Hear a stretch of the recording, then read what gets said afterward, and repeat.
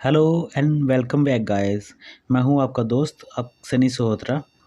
दोस्तों, हमने अपनी कंप्यूटर लेक्चर सीरीज़ चलाई है जिसमें कि आज हमारा 7th लेक्चर रहेगा बेस्ड ऑन ऑपरेटिंग सिस्टम पे।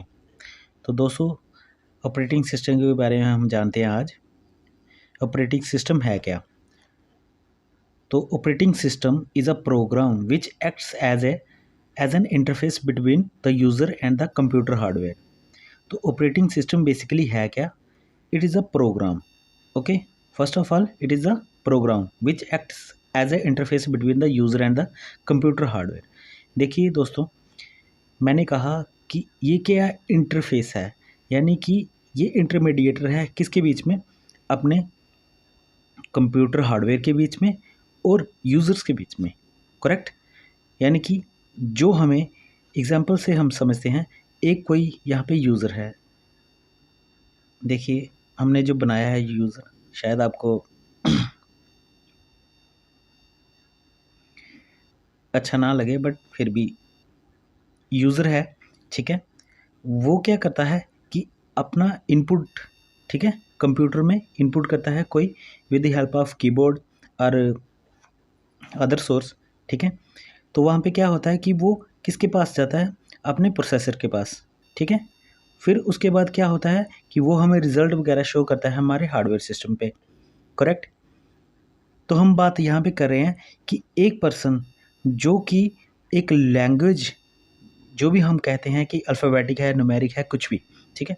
तो वो क्या कर रहा है कि अपनी बात कंप्यूटर तक पहुंचा रहा है, लेकिन कंप्यूटर वो लैंग्वेज समझता नहीं है। कंप्यूटर कौन सी लैंग्वेज समझता है? Only machine language.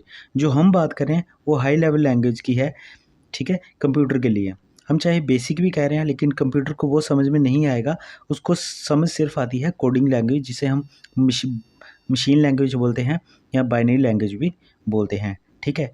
तो उस टाइम पे आपके ऑपरेटिंग सिस्टम की ज़रूरत पड़ती है, जो कि हमारी हाई लेवल लैंग्वेज को कन्वर्ट करके क्या करेगा? मशीन लैंग्वेज, और मशीन लैंग्वेज को कन्वर्ट करके हम दोबारा हमारी हाई लेवल लैंग्वेज में हमारे आउटपुट दे देगा, ठीक है। तो ये मतलब है ऑपरेटिंग सिस्टम का। आई होप आप सभी को अच्छे से पता चल गया होगा। तो आइए आगे बढ़ते हैं। Main functions of the operating system. Main function क्या है ऑपरेटिंग सिस्टम का? फर्स्ट ऑफ ऑल, इसका फंक्शन है प्रोसेस मैनेजमेंट।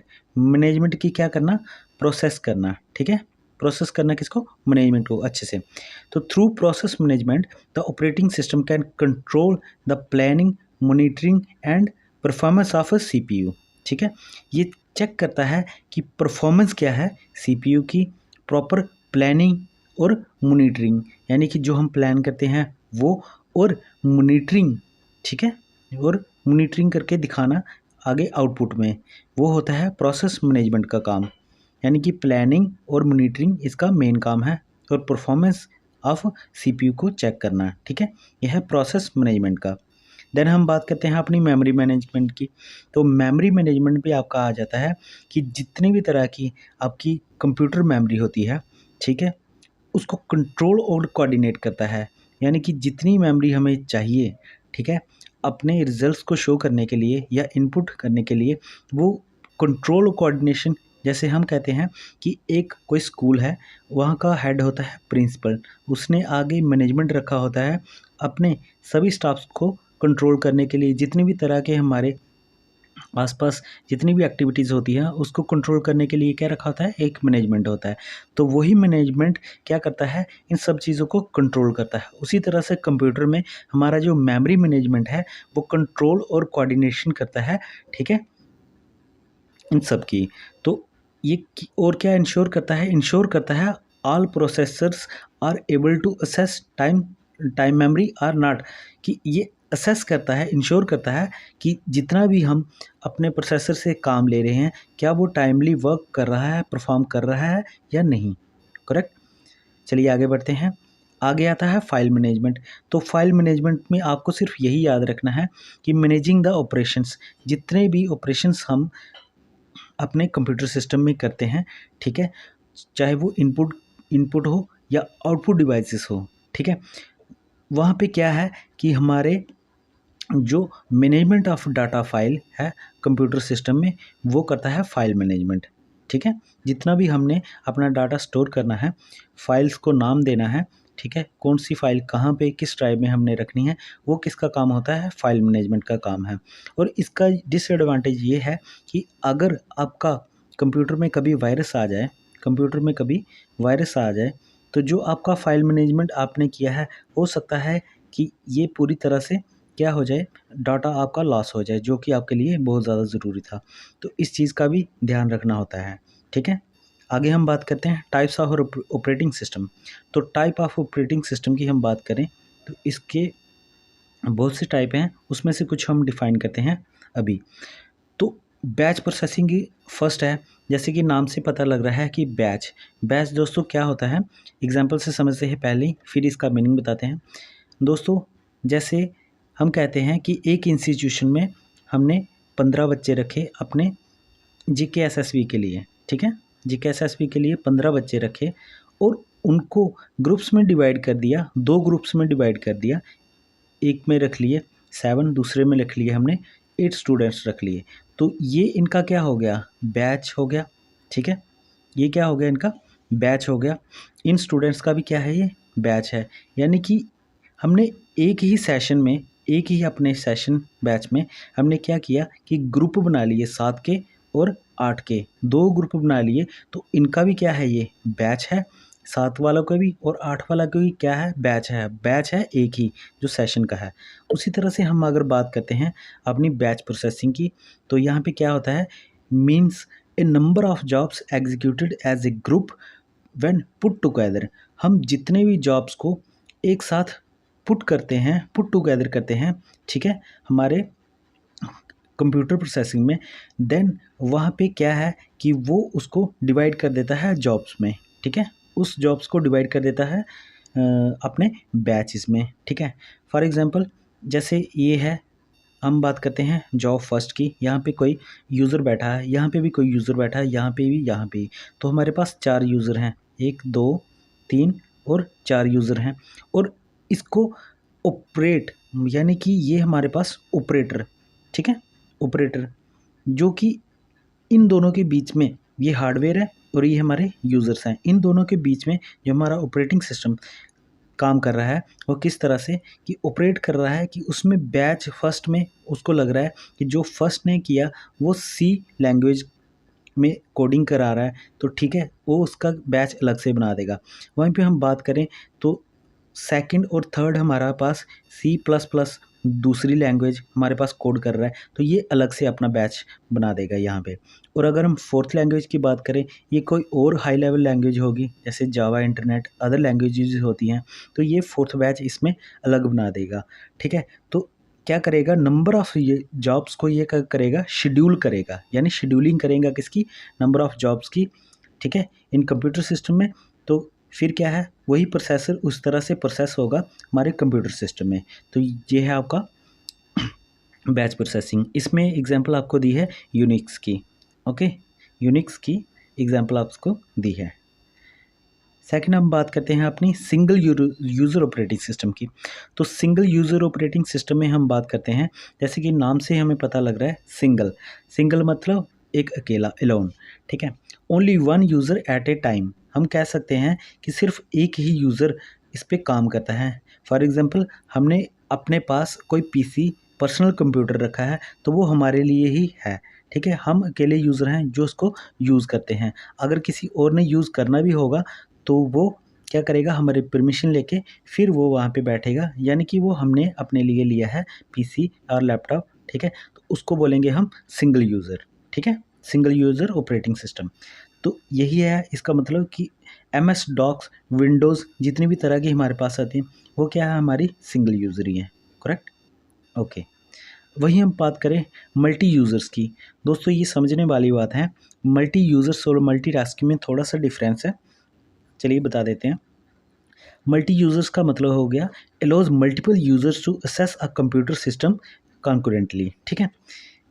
यहाँ पे हम बात करते हैं कि मल्टी यूज़र्स यहाँ पे काम करते हैं, ठीक है, मल्टी यूज़र्स काम करते हैं अंडर वन नेटवर्क, ठीक है। जैसे कि हम बात करते हैं कि हमारे पास एक नेटवर्क लगा हुआ है, ठीक है।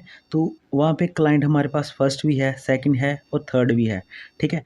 इन तीनों क्लाइंट्स को या इनके साथ अगर कोई और भी क्लाइंट जुड़ा हुआ है और भी, ठीक है, तो वो कहलाएगा हमारे पास terminal. Okay, the word is terminal, ठीक है। वहीं पे हम बात करें तो नेटवर्क हमारे पास एक ही है, कौन सा? सर्वर, ठीक है। यानी कि एक सर्वर नेटवर्क में हम कितने सारे क्लाइंट्स को वहाँ पे एक साथ कलेक्ट कर रहे हैं और वो क्या कर रहे हैं, जितने भी यूज़र हैं उसी नेटवर्क से अपना अपना अलग अलग काम पार्टिसिपेट कर रहे हैं, अलग अलग अपना काम कर रहे हैं, ठीक है। तो इसको बोलते हैं मल्टी यूज़र्स, ठीक है। हम बात करते हैं आगे मल्टीटास्किंग की। तो मल्टीटास्किंग भी कुछ इसी तरह से है, बट इसमें थोड़ा सा डिफरेंस है। वो क्या? देखिए, मल्टीटास्किंग है जब एक साथ अगर एक यूज़र हो तो भी, अगर दो हों तो भी, अगर इससे ज़्यादा हो तो भी, ठीक है। हम बात करते हैं एग्जांपल लेके यहाँ पे वन यूज़र की। तो more than one processes can be executed concurrently, ठीक है। यहाँ पे क्या है कि एक साथ हम क्या करते हैं, अलग अलग प्रोग्राम्स को परफॉर्म करते हैं, यानी अलग अलग टास्क को हम यहाँ पे परफॉर्म करते हैं।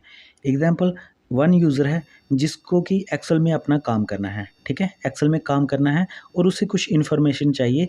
वो क्या करेगा, न्यू टैब ओपन करके अपने कंप्यूटर सिस्टम में क्या कर लेगा, अपने क्रोम से या फिर अनदर ब्राउज़र से उस सर्च इंजन को क्या करेगा, सर्च करेगा। देन अपने लिए जो भी इन्फॉर्मेशन उसके रिगार्डिंग है उसको चाहिए, वो वहाँ से एक्सेप्ट कर लेगा और वहाँ पे कॉपी कर लेगा या फिर उसको क्या कर लेगा, उसको डाटा को स्टोर कर लेगा, ठीक है।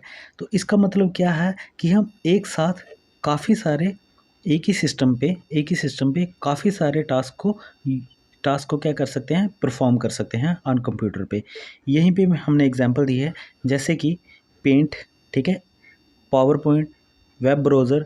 तो ये क्या है, ऑपरेटिंग सिस्टम में ही सारा काम हो रहा है, लेकिन सीपीयू में क्या है कि हमारे सीपीयू तक जाते वो दिखाने के लिए हमारे ऑपरेटिंग सिस्टम की ज़रूरत पड़ती है और प्रोसेसिंग किसमें होती है, हमारे सीपीयू में।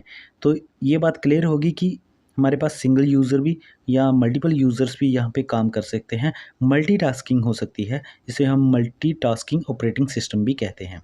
Okay, also allows the users to switch between the running applications. जितनी भी रन करा रहे हैं हम उस टाइम पे एप्लीकेशंस, ठीक है, जितने भी टास्क हम करवा रहे हैं, रन करवा रहे हैं, वो आते हैं मल्टीटास्किंग ऑपरेटिंग सिस्टम में। क्लियर? नेक्स्ट हम बात करें टाइम शेयरिंग की, आज का लास्ट और final. Time sharing allows multiple programs to simultaneously share the computer. Okay, यहाँ पे कहा गया है कि allows multiple programs to simultaneously share the computer.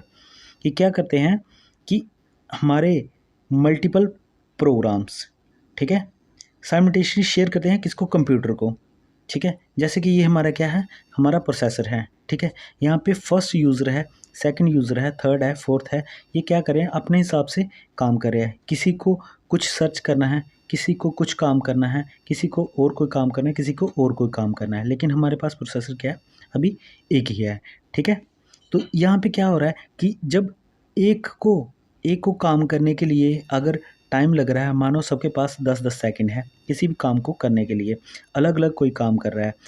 इसका काम अगर मान लो 3 या 4 सेकंड में हो जाता है, तो बचा हुआ टाइम ये यहाँ पे शेयर कर देगा। अगर इसका टाइम हो जाता है पूरा, तो बचा हुआ टाइम ये इसको आगे फॉरवर्ड कर देगा, बचा हुआ टाइम ये इसको फॉरवर्ड कर देगा। इस तरह से एक तरह से हम कह सकते हैं कि ये साइकिल की तरह काम करेगा, ठीक है, टाइम शेयरिंग। यानी कि अपने टाइम को ये शेयर कर देगा अनदर यूज़र से, ठीक है।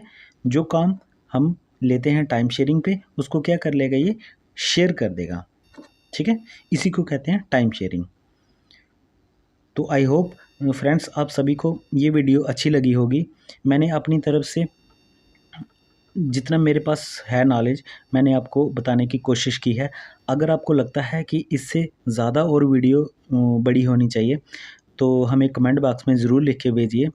तो हमारी यही आपसे गुजारिश रहती है कि हमारे चैनल को ज़्यादा से ज़्यादा सब्सक्राइब कीजिए, लाइक कीजिए, शेयर कीजिए एंड कमेंट कीजिए। अगर आपको अच्छा लगता है तो हमें ज़रूर कमेंट में ये लिख के भेजिए। अगर हमसे कोई मिस्टेक होती है तो भी हमें ज़रूर बताइएगा।